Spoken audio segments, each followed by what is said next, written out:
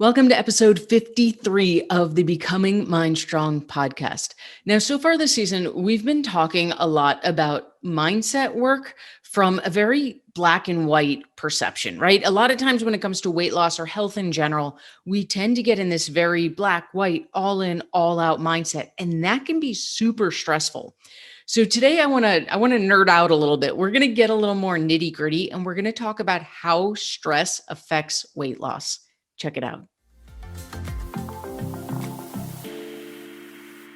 So we're going to start today's conversation a bit more in the dirt than usual. We're going to get a little nerdy. We're going to talk a bit about biology and what actually happens with stress in the body. But the most important part of this conversation is what we're going to do after that. We're going to take a step back. We're going to look at big picture on how mindset plays into this. And you've heard me say before, so mindset tends to get this reputation of rainbows and glitter and unicorn. But what we're going to see today, when we talk about the biology of what actually happens internally when it comes to stress, what you're going to see is that this mindset work is absolutely not rainbows and glitters and glitter and unicorns. This mindset work is a must if we're going to control cortisol release in our body. So when it comes to stress and cortisol and weight loss, it's one of those topics where most of us understand the big picture, right? We know stress is not good for us. We know that chronic stress can affect our weight loss. What we tend to not know is exactly how it works. And a lot of times what I find, and I'm guilty of this myself before I learned this stuff, when we're not sure how something works, we tend to either just cling to little tidbits we've heard here or there, or we put blanket statements on things, right? So we hear things like, oh man, I feel stressed today. I'm probably gaining weight, or my stress is the reason absolutely that I can't lose weight. And those statements are a bit too blanket. They're not actually how this works. So let's talk a little sciencey. Let's nerd out a little bit, and then again, we're gonna span out and talk big picture about why mindset is so crucial once we understand the science. When you experience stress, and we're going to talk about that word experience more in a second. When you experience stress, it is absolutely true that your body releases something called cortisol. Now, there's a few issues when you're experiencing this release of cortisol. Issue number one is that if it's over a prolonged period of time, if you are living in a state of chronic stress and your body is producing more cortisol than it can handle, what's going to happen is that your blood glucose is going to skyrocket, your insulin is going to skyrocket, and your body can actually become insulin resistant. Now, the term insulin resistant is typically associated with diabetes, right? But we have met people whose weight is in check, everything physically looks okay, yet they're labeled as pre-diabetic. And the reason is they are living in such a state of chronic stress that spiked cortisol has led to spiked blood glucose, which has led to spiked insulin, which has led to their body on the brink of becoming insulin resistant. And they're actually pre-diabetic. The other issue is this. If we're going to talk about this from an evolutionary standpoint, and anytime I say the word evolutionary, I like to make this crystal clear. I am not talking about religion.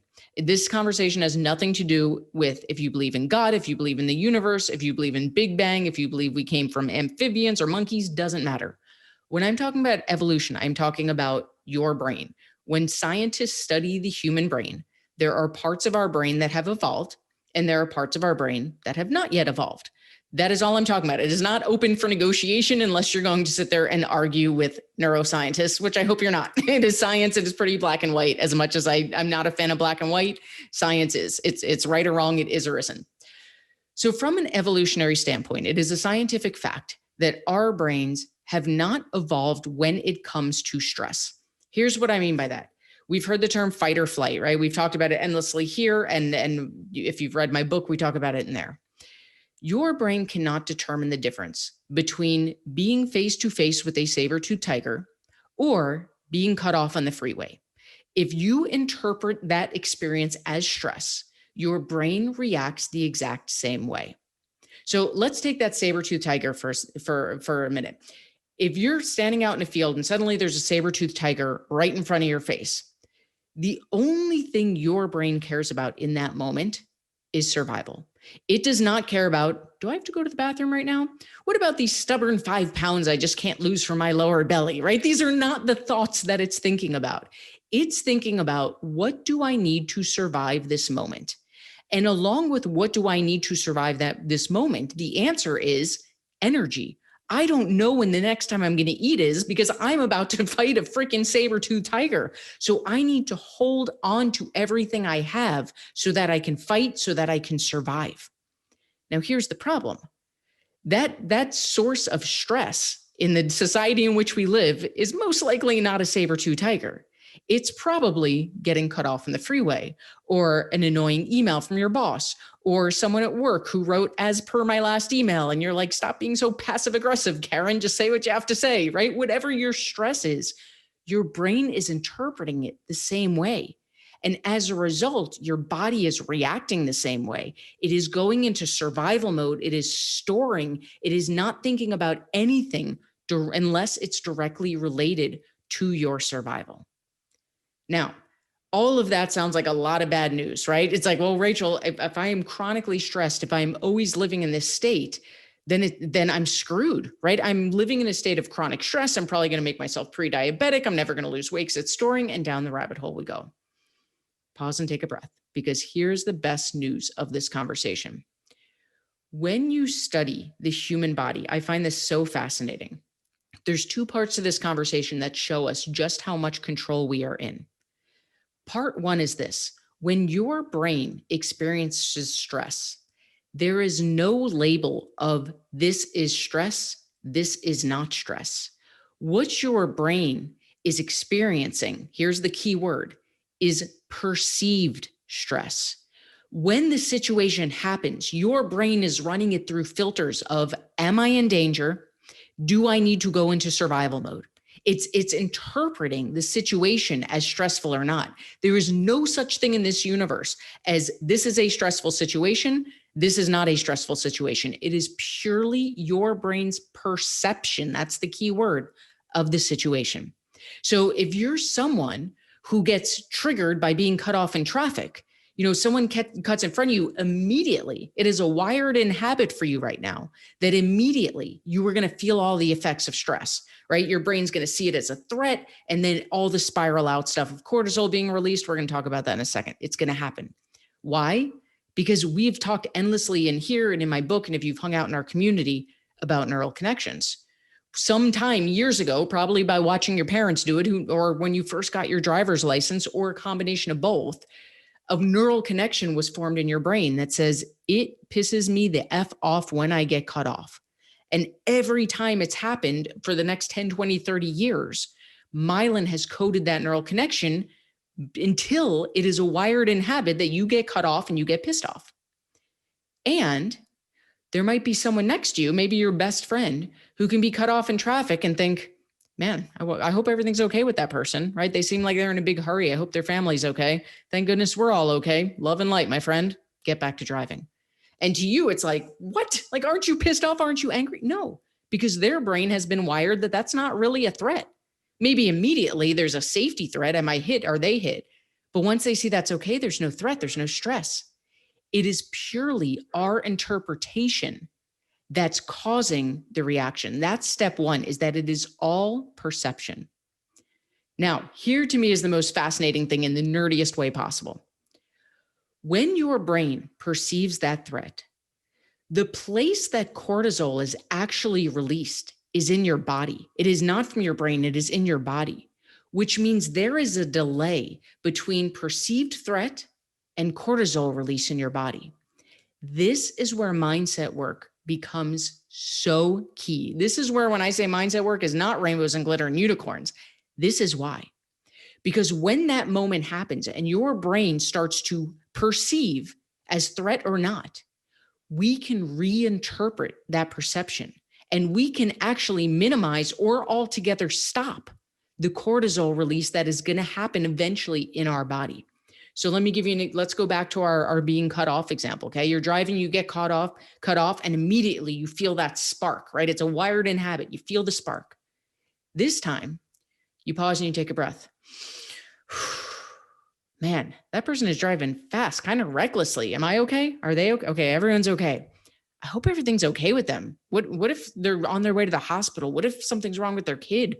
Man, I hope everything's okay. You know what? I'm going to send them some love and light. I'm going to put a little message, some vibes out there to the universe that they drive safely, that everyone else drives safely. I hope they're okay. I'm going to go on with my day. At that point, right? This takes practice like everything else. We've talked about neural connections. It's not a switch that we flick. But at that point, do you think you're going to be releasing the same amount of cortisol as what normally happens on autopilot, right? You might still be a little jittery, but you're probably not losing your mind blood boiling mad anymore. So just taking those 10 seconds to pause, to breathe, to slow down our system, to reframe that inner monologue, we've actually minimized or maybe altogether stopped the release of cortisol in our body. Now, again, if you've hung out with me before, you know how neural connections work. The first time we think that thought, it's made, but every time the thought or action is repeated, myelin is acting like cement on that neural connection and forming a habit, which means, let's bring this home, let's tie it all together, that the more time we spend pausing and breathing and reframing and taking control of that inner monologue, we can actually rewire our brains and our bodies for how much stress we are living with. Let me say that again. We can literally rewire our brains and our bodies for how much stress we are living with. If you are someone who's like, I'm just a high stress person, I just live in chronic stress, it's out of my control, it's my job. That's all BS. I say that with love, but it's all BS because, as we said a few minutes ago, there is no such thing as this is stressful, this is not. It is all perception. There's a reason that people can run multi-billion-dollar companies and go to yoga retreats and live their life with ease, while others are having heart attacks at 40 and blaming it on, well, it's just my job, that's how it is. There's no such thing as that's how it is. They had a belief system that their job comes with a chronic amount of stress, and they have wired that in to be their truth. What the other person realized, the person who's living that Zen life, is that they're in control, that their brain is perceiving every situation as threat or not, and that it's up to them through pausing, through breathing, through reframing, through training their inner monologue, they can control to a degree how much or even if cortisol is being released in their body. And when we take that control, now we can start to control if that blood glucose is spiking, if our insulin levels are spiking, if we're putting ourselves into a pre-diabetic state. This is why this mindset stuff is not some fluffy feel-good stuff. This is human biology. When we can learn the mindset tools to take control of how much cortisol is released in our body, forget you are taking control of your health. This is some of the most important work you can be doing. And it's not fluffy feel good. It is neuroscience. It is biology, and it will literally change your life.